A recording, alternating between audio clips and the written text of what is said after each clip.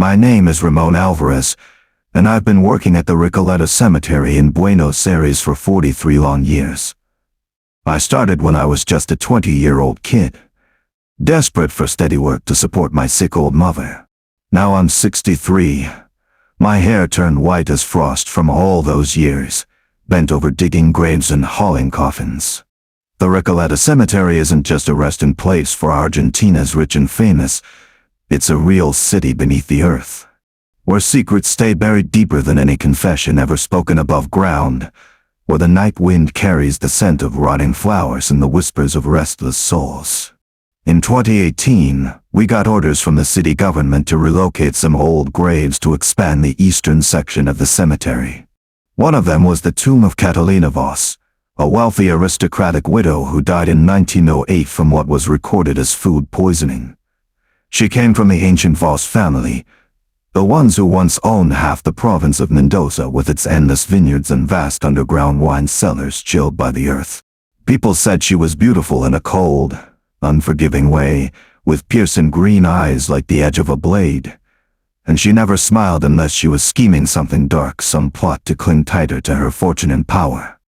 Her only son, Eduardo Voss, inherited the entire massive estate when she passed at 58. Eduardo was notorious as a degenerate playboy. Gambling, women, booze, debts piling up like mountains. Rumors spread wildly among the elite back then that he was the one who poisoned his own mother with arsenic small, steady doses mixed into the glass of red wine she drank every night before bed. The family doctor, a man named Dr. Luis Herrera, took a fat bribe and declared she'd died from ordinary food poisoning, while in reality she had slipped into a deep coma from the toxin building up slowly in her body. I was the one who directly handled the exhumation of her grave that year. It was a bitterly cold day in Buenos Aires, thick fog blanketing the entire cemetery like a white burial shroud, blurring the massive mausoleums and stone angel statues. Catalina's coffin was a fully sealed lead one, lined inside with premium walnut wood, the kind only the upper crust used to protect the soul from the decay of time and damp earth. After 110 years underground, the outer lead was still intact, covered only in a thin layer of timeless dust, as if it had been buried just yesterday. When we cut the seals and carefully lifted the lid, a strange sweet odor flooded the air, not the usual stench of a mummified body with rotten moist soil, but something like wilted roses mixed with the dried blood of centuries past. The white silk lining inside was shredded to tatters, scraps of fabric hanging like ragged strips of torn skin. But what made all of us hardened workers with years of experience step back in sheer horror was the walnut wood panels of the coffin. Hundreds, maybe thousands of lines scratched by human fingernails, nails broken to shards. Dried blood crusted into long black streaks. Just one word repeated over and over, carved deep into the wood: Eduardo. Eduardo. Eduardo. At first, the lines were neat, evenly deep, as if scratched in the early days of her final awareness. Then they grew chaotic, letters overlapping, gouged so violently that splinters of wood had chipped away. The last line nearly tore through the panel entirely.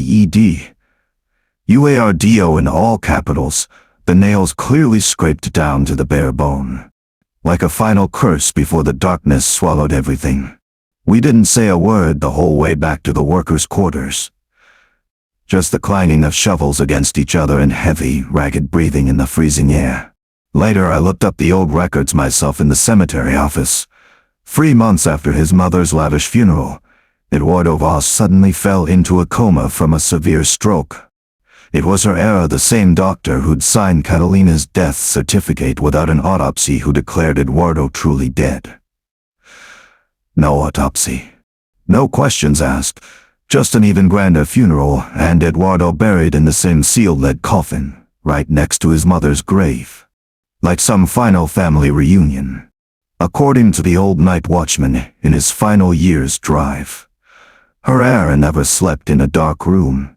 He said that whenever he turned off the lights, he heard faint scratching under the floorboards, He died in an asylum, still whispering one single name, Catalina. In 1932, when the cemetery was renovating that section, Eduardo's grave was opened for temporary relocation. The archived records I read with trembling hands described it in detail, the silk lining inside shredded just like his mother's. But on the walnut panels, only one single line. Carved so deep it nearly pierced the protective laid outer layer. Mother has returned. Eduardo died just 3 months after his mother's funeral. But his grave wasn't opened until 1932, meaning he'd lain underground for 24 long years. 24 years had passed, and finally, she had returned. I didn't believe in ghosts when I started this job. Now I'm not so sure. Every year, on July 12, the day we exhumed Catalina Voss's grave, I patrolled the old section alone in the dead of night. That night is always unnaturally colder than usual, even in the sweltering Buenos Aires summer. Last year in 2024 I heard it clearly. Faint, steady scratching coming from beneath the ground, where the Voss mother and son once shared the same plot. Not loud, but unmistakable. Chilling to the bone. Like fingernails clawing at rotted wood. Slow. Patient. Unending. And sometimes very faintly, I hear a woman's voice whispering. An aristocratic voice from long ago, cold as the marble of a tombstone. Eduardo.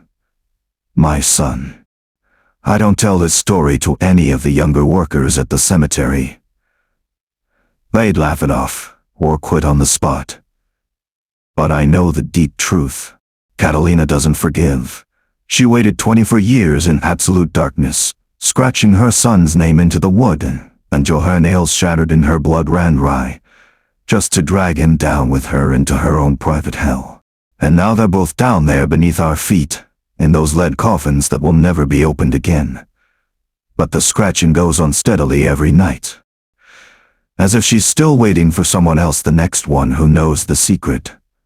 The next one who opens a grave. The next one who hears her name whispered on the night wind.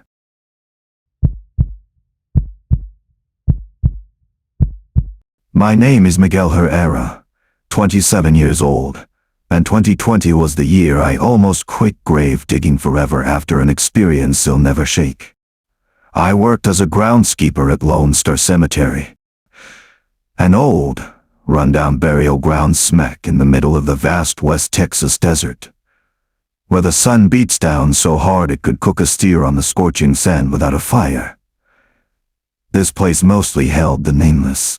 Drifters, down and outs, alcoholics who dropped dead on the roadside in a blackout.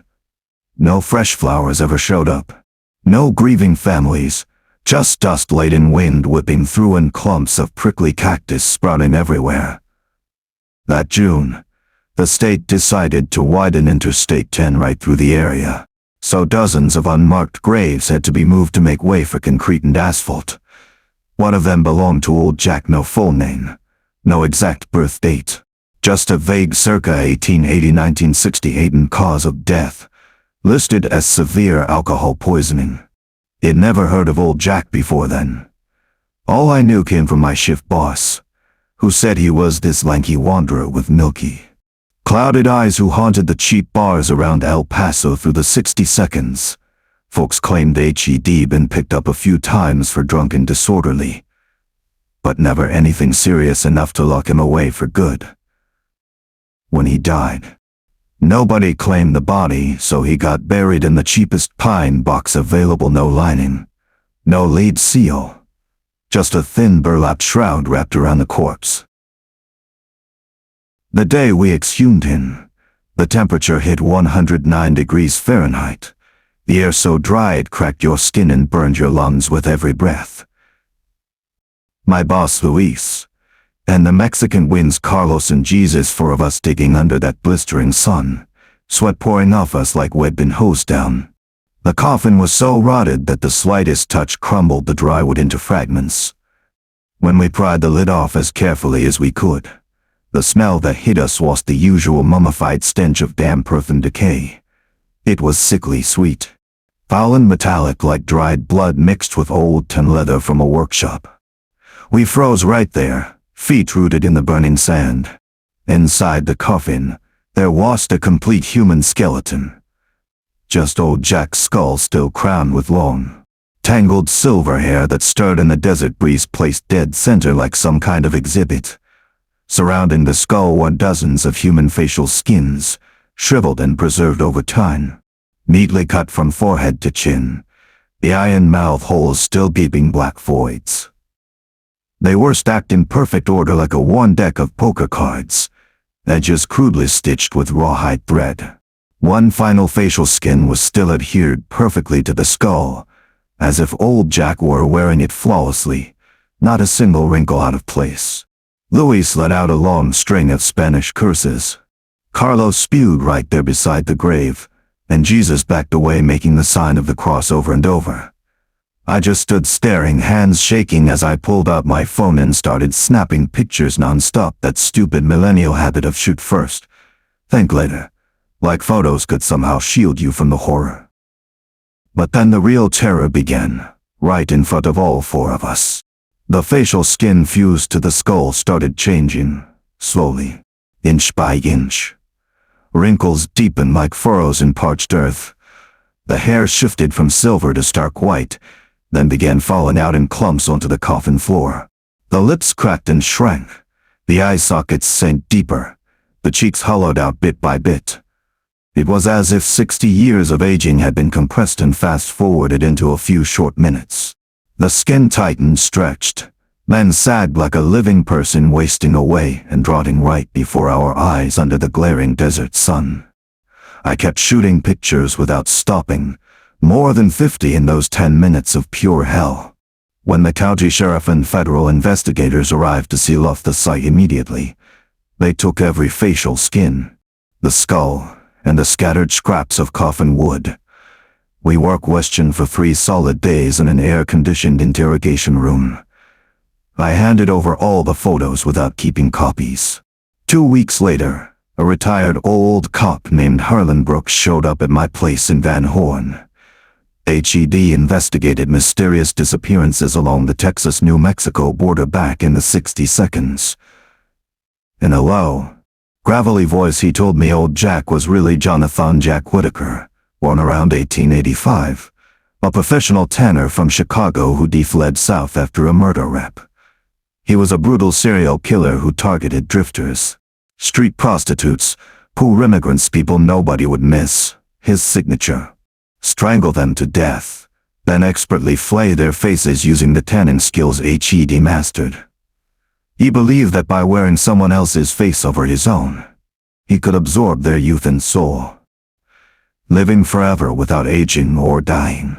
There were at least 27 disappearances attributed to him from 1955 to 1968, but never enough hard evidence to arrest him. His final victim was a Navajo medicine man named Ten Yazi, abducted in 1967. Before dying in agony, the old man cursed Jack in ancient Navajo, "You will never rest. The faces you stole will never be yours. They will seek their true owners, and one day they will drag you down to hell forever." Harlan added that Jack's body hadn't decomposed normally. When he died in 1968 in a dark El Paso alley, his facial skin was still smooth and taut like a 50-year-old's, even though he was pushing 90. Nobody thought twice about it back then. When I got home and pulled up the full sequence of photos on my laptop, I discovered the second wave of horror it missed. Every single picture showed a completely different face on the skull. The first was a middle-aged Mexican man, thick mustache, eyes wide in frozen terror. Then a young white woman, golden hair, lips still painted red. Later shots changed faster, like a time lapse of suffering. And everyone matched perfectly with victim portraits from the missing persons files Harlan emailed me afterward. Only the very last photo was different. In that final shot, the facial skin on the skull had transformed completely. It was my own face. Miguel Herrera, 27 years old, eyes bulging in panic, mouth agape in horror. Every tiny detail, Exact the small scar on my left eyebrow from childhood, the mole on my right cheek, even the short haircut I had that day under the desert sun. I deleted that photo in a panic. But it was still there in the trash folder, in automatic cloud backups, burned into my memory forever. After that, everything started going wrong little by little. The other photos began fading unnaturally. First the colors dulled, then details vanished bit by bit, until they were just gray smudges like burned film. In one short month, all 50 earlier shots bleached out to pure white, as if they'd never existed. Only the last one. My face stayed razor sharp, no matter how many times I tried to delete it. I started dreaming of old Jack every night. He stood in the endless desert, faceless, just a bare white skull with silver hair whipping in the hot wind. Around him floated dozens of faces, drifting like dark moths, searching for something forever.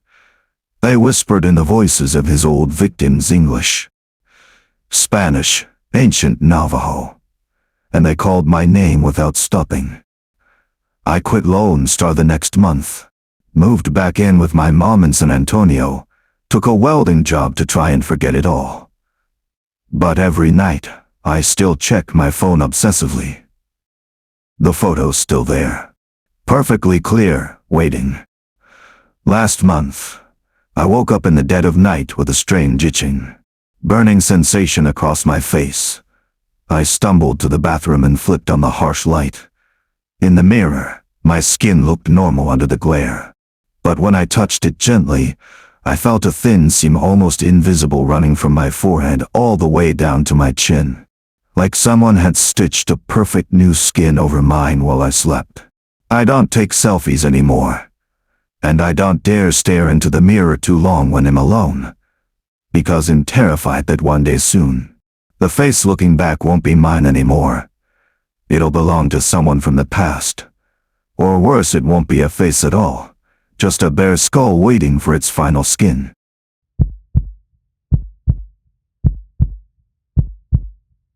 My name is Lena Marie Thibodeau, and I worked at a New Orleans cemetery from 1980 to 2005, 25 long, grueling years.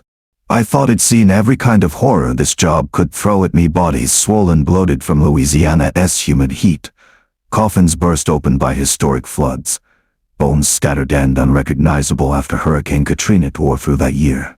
But no. Nothing could have prepared me for that fateful day in November 2005. We were relocating a row of old graves in the northern corner of the cemetery to repair the drainage system that had been wrecked by the storm. One of them belonged to Josiah Black. Died in 1901 from what the records called yellow fever.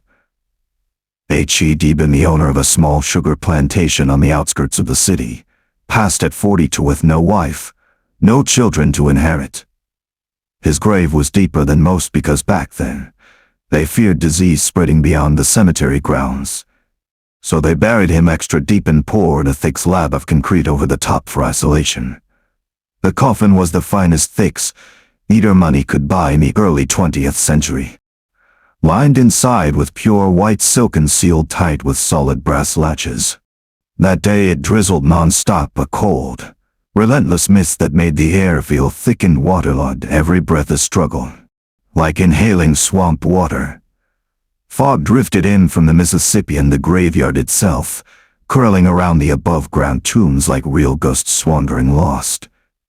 The big Duval brothers, strong as oxen, and a young intern named Tommy, still green and shaky. We spent nearly the whole day digging and winching the coffin up from that deep hole. When the final chain finally hauled it out and set it on the ground, the water trapped inside sloshed with a sickening gurgle.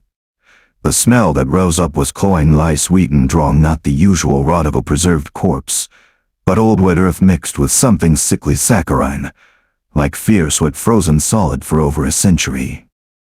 I was the one who opened the lid in the end, like always. I'd been doing it for 25 years, no one else dared take that job from me. As the lid lifted slowly, all four of us fell into a dead, choking silence. Josiah Black was lying on his back in dignified repose like any properly buried body should be. He was face down, completely prone, his face smashed flat against the bottom of the coffin in a grotesque distortion. His nose was crushed flat, as if ground to pulp. Lips split wide with crusted black blood. Cheeks sunken so deep into the rotted wood that the dried skin had cracked in long, spitter-bare fissures. His mouth was packed full of thick, wet black dirt, the kind that had seeped through tiny cracks between lid and body over more than 100 years. It clung to his teeth, his tongue, down his throat, as if H.E.D. tried swallowing it desperately for one last gasp of air. His hair hung long and tangled to his shoulders, matted with mud and dried blood from self-inflicted scratches. Both arms were twisted unnaturally behind his back, fingers curled like claws still frozen in the act of pushing upward against the lid from below in those final moments. But the worst part, the thing that knotted my stomach and stole my breath, was the white silk lining on the inside of the lid. It was shredded, torn through in ragged holes, scraps dangling like flayed flesh from a walking corpse. His fingernails, broken to splinters, were embedded in crusted blood, and tiny shriveled flecks of his own skin still stuck fast to the silk threads. In places, H.E.D. clawed so deep the cedar wood was completely exposed. Long, even grooves repeated hundreds of times, as if H.E.D. performed the same frantic motion over and over in pitch-black nothingness. I knew instantly what had happened, even though every part of me fought believing it. Josiah Black hadn't died of yellow fever like the papers claimed. H.E.D. fallen into a deep coma, a condition medicine back then often mistook for true death. The doctor signed the certificate in haste amid the epidemic. No family to protest, and they buried him alive while he was still conscious. When he woke in absolute terror, he was trapped in total darkness, in a space so tight he could barely turn. He flipped onto his stomach, the only position that let him use all his strength to push up against the lid from below. He clawed wildly. He screamed in silence no one above ground to hear. He slammed his face into the bottom, searching for any pocket of air. He swallowed the damp earth seeping through the cracks in a desperate beat to stay alive. And he died slowly, agonizingly, breathing his own thick, stale air until it turned to poison syrup in his lungs, until they burned and gave out completely.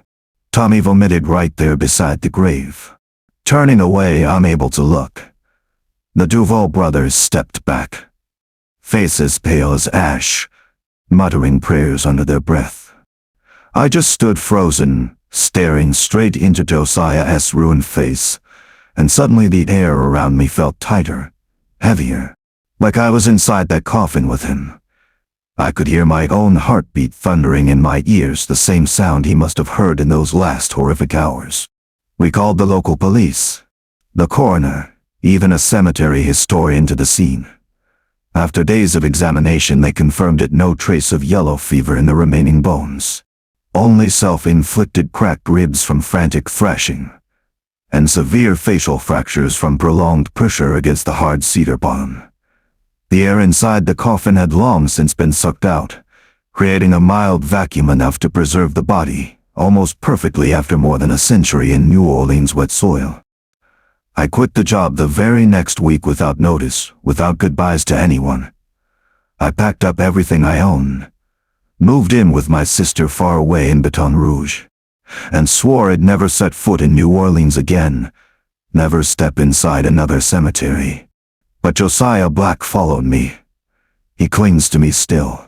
Every single night I have the exact same nightmare, unchanged. I wake in absolute blackness, not a sliver of light. The space is suffocating, line arrow. The smell of rotted wood and damp earth closing in face down, my face pressed against a cold, hard surface. I try to breathe, but the air is thick and heavy like gulping mud. I hear my heartbeat slowing in my ears. I reach up and claw above me, hear the clear sound of fingernails ripping into soft silk, then hard wood. I feel them snap off one by one. Pain shooting up my spine, warm blood flowing. I scream madly, but there's only ringing in my ears and a raw, dry throat. I thrash violently, twisting in the cramped space, slamming my head down searching for any remaining air. Dirt trickles through tiny cracks into my mouth, my nose, my throat. I swallow it in desperation. I choke. I beg, though I know no one can hear. But no one hears. No one comes. I always wake at the same final stage when the air is completely gone, my lungs on fire, and I know true death is seconds away. I bolt upright in bed soaked in sweat, screaming into the night, hands still clawed as if scratching at something invisible in the dark. The psychiatrist called it severe PTSD from occupational trauma, prescribed heavy sleeping pills, high-dose sedatives. It doesn't help.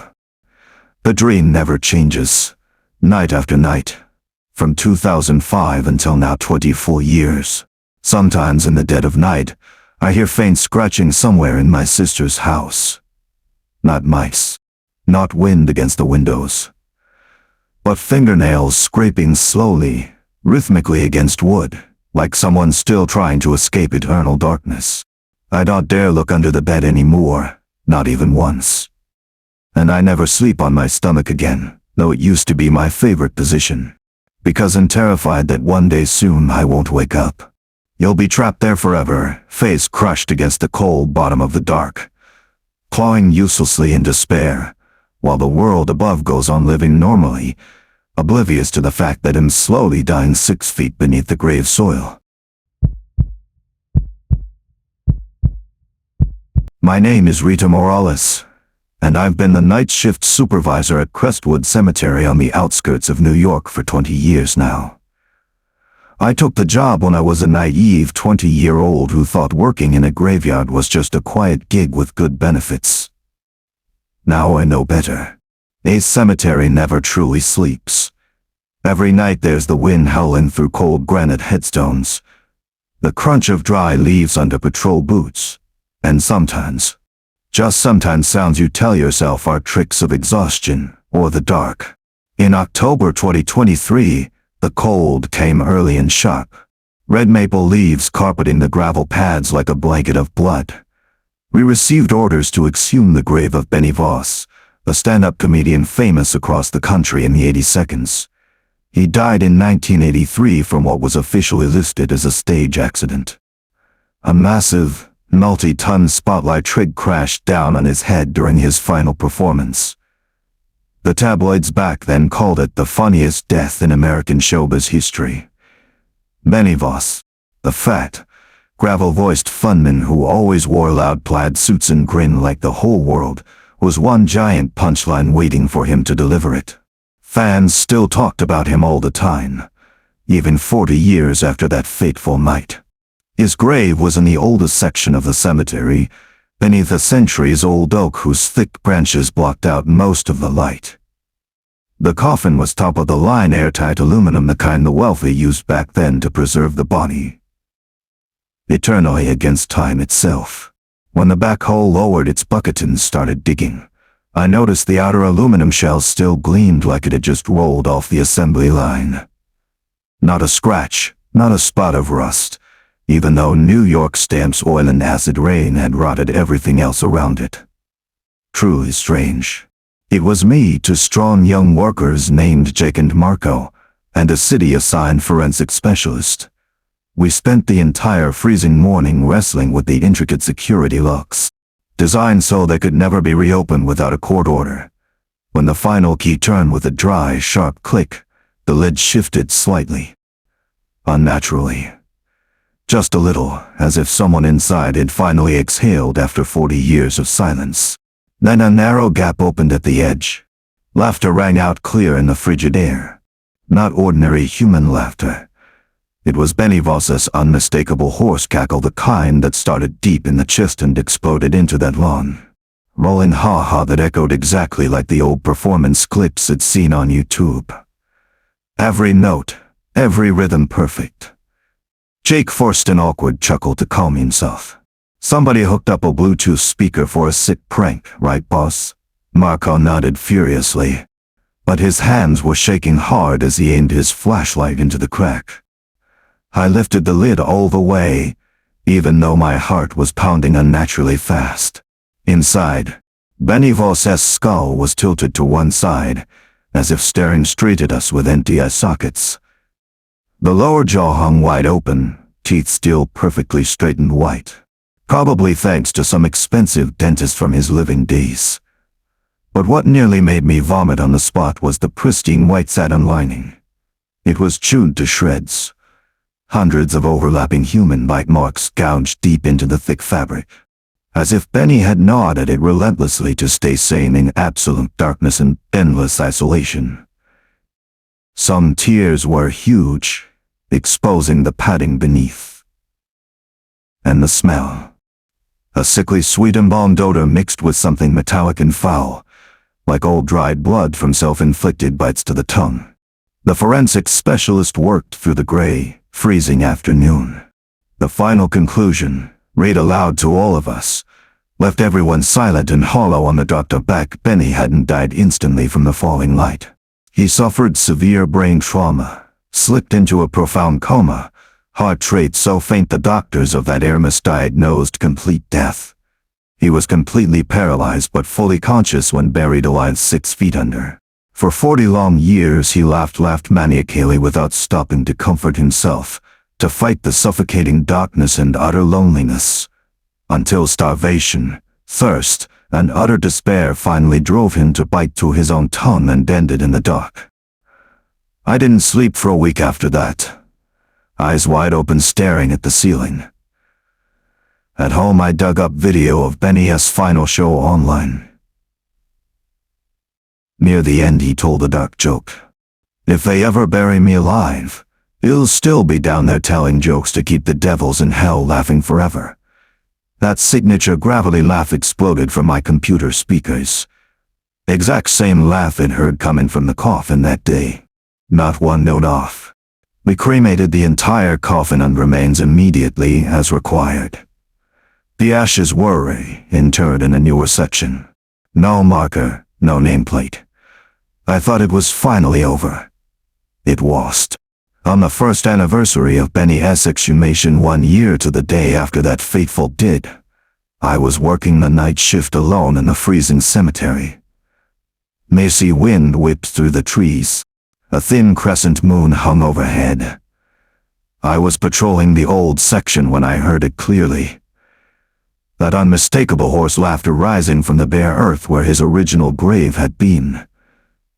Not loud, but unmistakable, chilling to the marrow. Like someone lying 6 feet down, still laughing at his own private joke in eternal darkness. I told myself it was wind through the branches, or kids hiding a speaker somewhere. I even scraped away a thin layer of topsoil, nothing but damp earth and tree roots. Jake heard it too on a different shift. He quit the next week, moved back to Texas without a goodbye. This year marks the 3rd in a row. I'm still here, still night shift supervisor. Every October 15, the laughter rises steadily from the ground. Not the wind, not a hidden speaker. It comes from deep in the earth, as if Benny is still delivering the final joke of his life to his only remaining audience, endless darkness and solitude.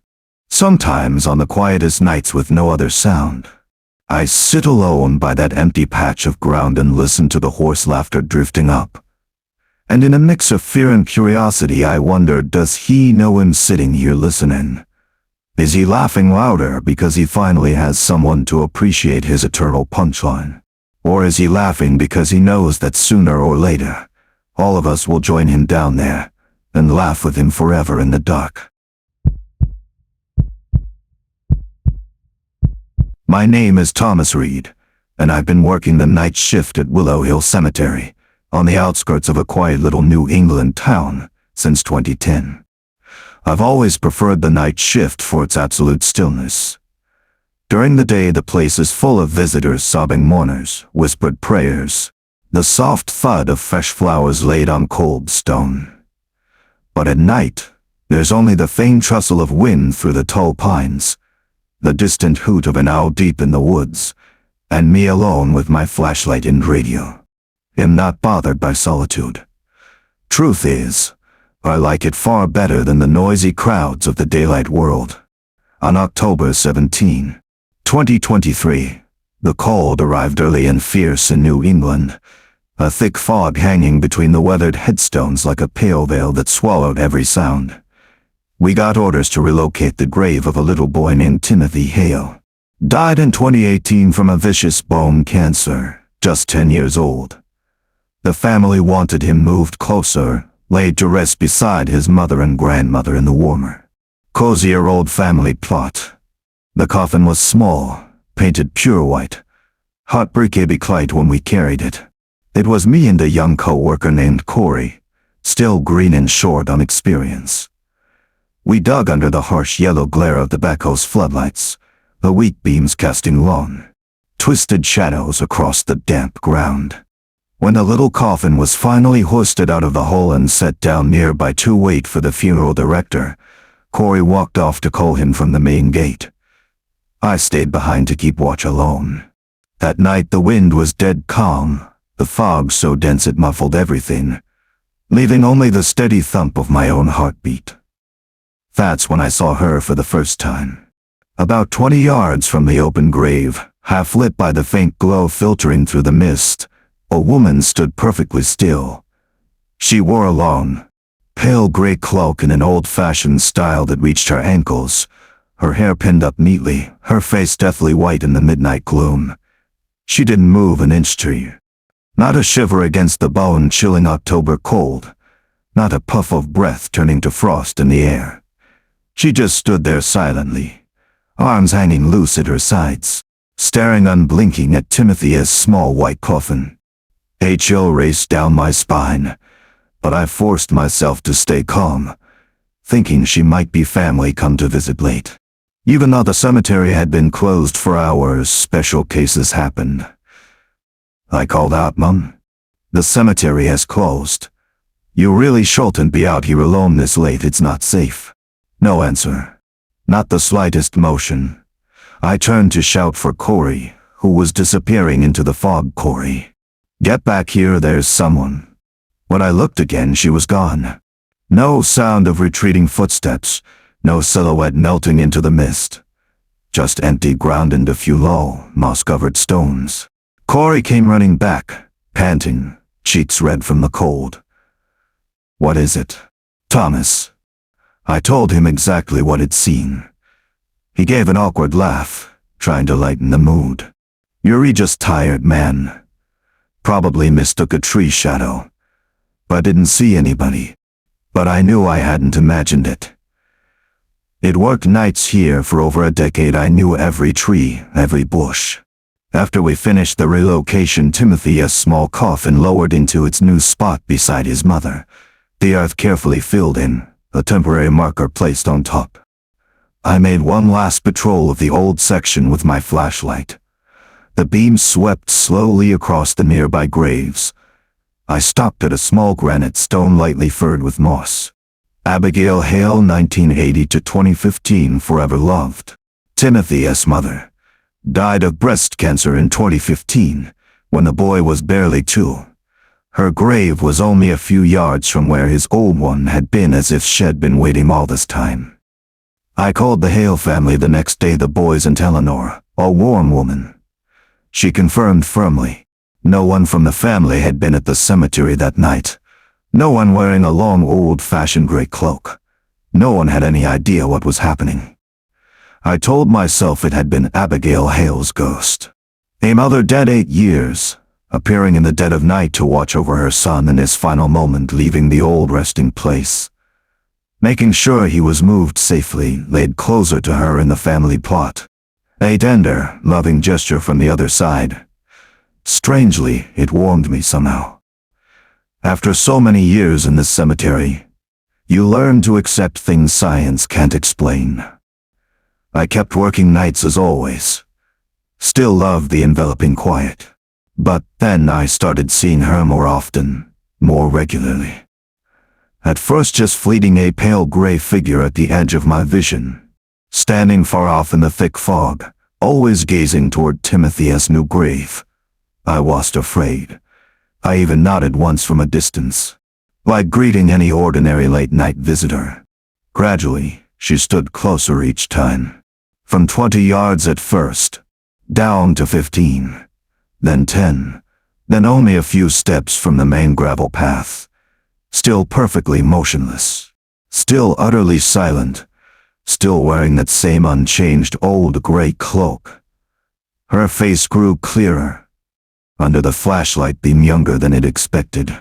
Deep sad eyes, thin lips pressed tight, an expression not of grief, but of strange patience, like she'd been waiting for something vital for a very long time. I started talking to her, even though she never answered a word.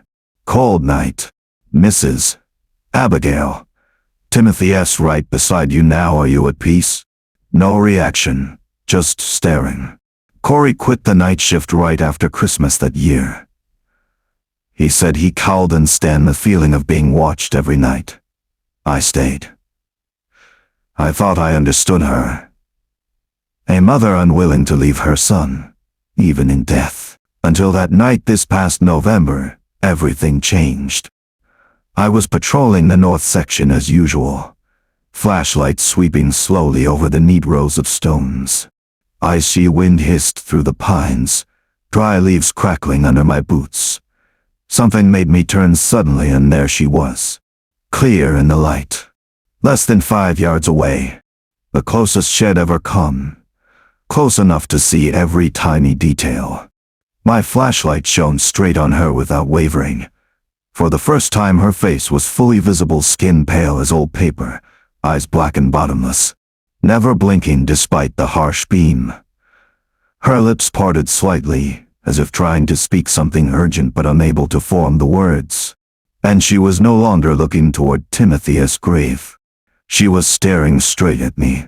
Not past me, not into empty space, but directly, intensely at me, as if I were the thing she'd been waiting for all these long years. I stumbled back a step on instinct, heart pounding so loud it deafened me. What do you want from me?" She didn't move, but I swear the corner of her mouth curved upward. Just a fraction. Not the gentle, loving smile of a mother for her child. Something entirely different. Hungry, craving. As if she'd finally found the last piece she needed to complete something. I turned and ran back to the security office, locked the door tight, and sat gasping until dawn. I haven't seen her since, no matter how many nights I patrol. But I know she's still out there somewhere in this sprawling cemetery, still waiting patiently. And now I dream of Timothy every night. The small, frail boy thinned by cancer, standing alone in thick fog, calling in his childish voice that echoes forever, "Mommy, where did you go?" And scared, I wake with a strange, heavy guilt crushing my chest, as if I've stolen something vital from that little boy. I still work the night shift, not because I love the quiet anymore, but because I don't dare quit suddenly. I'm terrified that if I leave this cemetery, Abigail will follow me home uninvited.